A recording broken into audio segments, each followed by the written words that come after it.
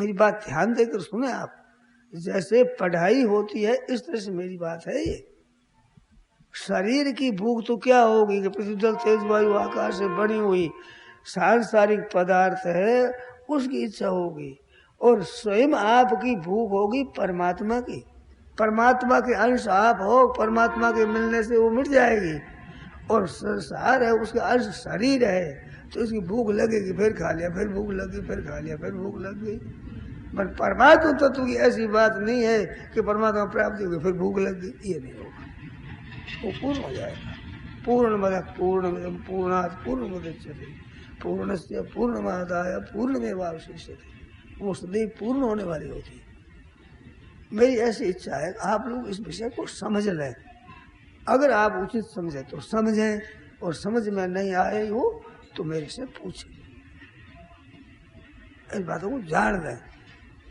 बड़ी विचित्र बात है, मामूली तमाशा नहीं है, बड़ी गहरी बात है। आपका ध्यान खींचने के लिए मैं कहता हूँ, मैंने व्याख्यान देना सीख लिया, परंतु इस बात का हमें ज्ञान नहीं हुआ था। आवश्यकता और इच्छा ये दो चीज है, इसका ज्ञान हमें हुआ नहीं, व्याख्यान दे देता। ऐसे मेरा ये अनुभव है कि बड़े बड़े विद्वान भी इन दोनों का विश्लेषण नहीं कर सकते, ये मैंने देखा। इस वास्ते आप लोगों के सामने ये बात रखी है। तो आवश्यकता की पूर्ति होती है, इच्छा की निवृत्ति होती है, उसकी पूर्ति नहीं होती।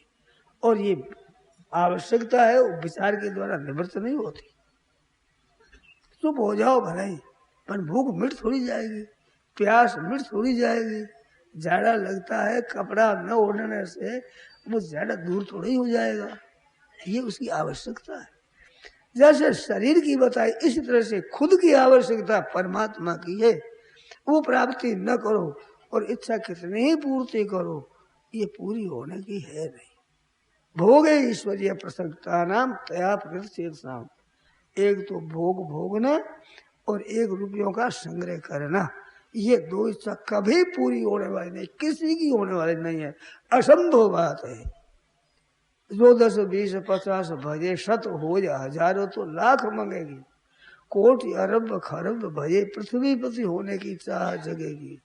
स्वर्ग पाताल को राज मिले, तृष्णा अधिकी अति आग लगेगी। सुंदर एक संतोष बिना सठ तेरी तो भूख कबू न भगे, ये भूख भगने वाली नहीं है। और परमात्मा की तरफ चलोगे तो इनसे वैराग्य हो जाएगा, ये तो रहेगी नहीं, और परमात्मा की प्राप्ति हो जाएगी, वो भूख मिट जाएगी सदा के लिए। फिर संसार की परमात्मा कोई इच्छा नहीं रहेगी। उसी के लिए ये मानव शरीर मिला है। आप हम भाई बहन जितने गए, ये शरीर जो मानव का मिला है उसके लिए मिला है। अब एक दूसरी बात कहता हूं, मानव शरीर की जो महिमा है वो महिमा इस शरीर की नहीं है। दो पैर हो, खड़ा रहे, काला माथा हो, हाथ दो हो, ऐसा लंबा हो, इसकी महिमा नहीं है। वो क्षिति जल पावक गगन समीरा, पंच रचित यह अधम शरीरा। इस शरीर को अधम बताया है। सबसे दुर्लभ मानुष देही, जीव चराचर जात जेही, सबसे दुर्लभ मनुष्य शरीर है। तो दुर्लभ बताया, इसको बताया 5 भूतों का पुतला है, अधम शरीर है, और वो उत्तम शरीर है। तो वो क्या है, ये दो भेद भी आप समझ लें। शरीर है ये इसकी महिमा नहीं, इसमें जो विवेक शक्ति है, सत असत को, नित्य अनित्य को, सार असार को, वास्तव में हानि लाभ को, अपने हित और अहित को जो ठीक पहचान सके, ऐसे पहचानने की जो ताकत है, उस विवेक का नाम मानव है। गाय इतनी पवित्र है कि जिसका गोबर और गोमूत्र भी पवित्र है। गोबर में लक्ष्मी का निवास है और गोमूत्र में साक्षात गंगा जी निवास करती है। अशुद्ध हो तो गोमूत्र लाकर छिड़क दो, शुद्धि हो जाए। सुआ सूतक दूर करना हो तो गोबर का चौका लगा दो, गोमूत्र लाकर छिड़क दो, शुद्ध हो जाएगा। जिसके गोमूत्र गोबर भी शुद्ध है, उस गाय को भी आप समझा नहीं सकते भाई कल्याण कैसे हो, उद्धार कैसे हो। ये शक्ति मानव में है।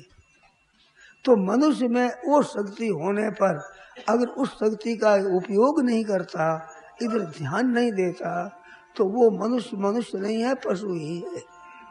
केवल भोग भोगना, संग्रह करना, रुपया कमाना और ऐश आरामी करना, मकान बनाने का सुख भोगना, ये पशुओं का है, ये मनुष्यता नहीं है। हमारे एक मित्र कश्मीर गए थे, वो कहते थे कश्मीर में, कई वर्षों पहले की बात पुरानी, अब उनका शरीर नहीं है, वहाँ कश्मीर में गया तो वहाँ फल आदि बहुत होते हैं। एक कुत्ता पाला हुआ था, उस समय में 8 आना की मलाई रोजाना खाता था वो, और गद्दों पर बैठता था, ऊपर पंखे चलते थे और नौकर उसको बढ़िया साबुन से नहलाते थे। तो उतना आराम मनुष्य को हरेक को नहीं मिलता जितना कुत्ते को मिला।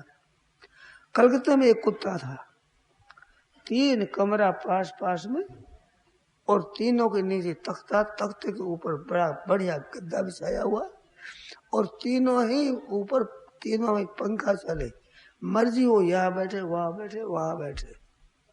और उस कुत्ते को बंबई भेजा गया तो नई फेंट गाड़ी लेकर के उसमें भेजा गया। इतना आराम कितने मनुष्यों को मिलता है आप जरा। तो आराम के लिए जो आप पढ़े हो, लोग संग्रह के लिए पढ़े हो, ये जरा सोचो, ये मनुष्यता नहीं है।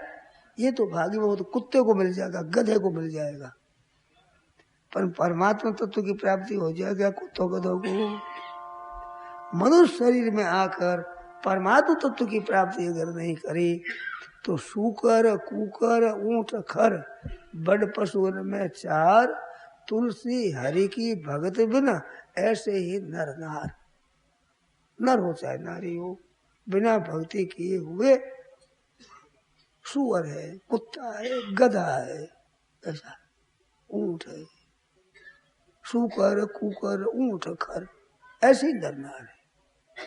तो सज्जनों, ये विचार आपके आना चाहिए। इस बात की तरफ आप ख्याल करें, न करें करें, आप स्वतंत्र हैं, परंतु मनुष्यता है इस बातों की समझने की, और सत्संग के द्वारा ये प्रकाश मिलता है, सत्शास्त्रों के द्वारा ये प्रकाश मिलता है।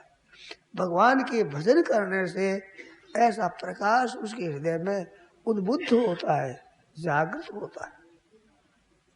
नहीं तो धन कितना ही आपके पास आ जाए नहीं होता, धन ही नहीं, आप वेदों के विद्वान हो जाओ, शास्त्रों के पंडित बन जाओ, पर इस तरफ ध्यान नहीं दोगे तो शास्त्रों के पंडित होने पर भी ये बात समझ में नहीं आएगी। ऐसी विलक्षण बात है। और समझो तो अभी मैंने कहा, अभी आप समझ लो, अभी समझ में आ गई, कोई पढ़ाई करने की आवश्यकता नहीं। तो मानव शरीर केवल परमात्मा की प्राप्ति के लिए ही मिला है। अब तीसरी बात बताऊं, ध्यान देकर आप लोग सुने।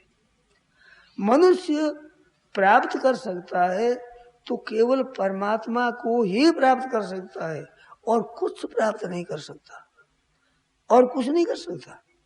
मैंने पीछे एक दिन सुनाया था कि ब्रह्मलोक तक आप जावे भोग भोगे, स्वर्ग में जावे भोग भोगे, यहाँ पर आप धन लेकर खूब भोग भोगे, बड़ा आपका नाम हो जाए तो क्या हुआ, खोटी हुए, कोरे खोटी हुए। जैसे माहिरे में आता है, वो कोकलिया ब्राह्मण गया पत्री लेकर के, तो मानदास यूं बोल रहा, न तो देना आयो, न तो देना आया, ये आया है तो निमंत्रण देने बस आया।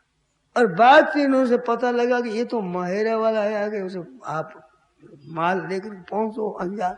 तब वे बोले, अगर गांव रे आटे सु बामण कर ली ना खोटी, हम तो से नेता देना आया है, गांव में आटो लाड़ जाते खोटी कर दिया। जो आपने स्वर्ग प्राप्त कर लिया या भोग प्राप्त कर लिया तो कोरा खोटी हो गया, और मिला कुछ नहीं है महाराज।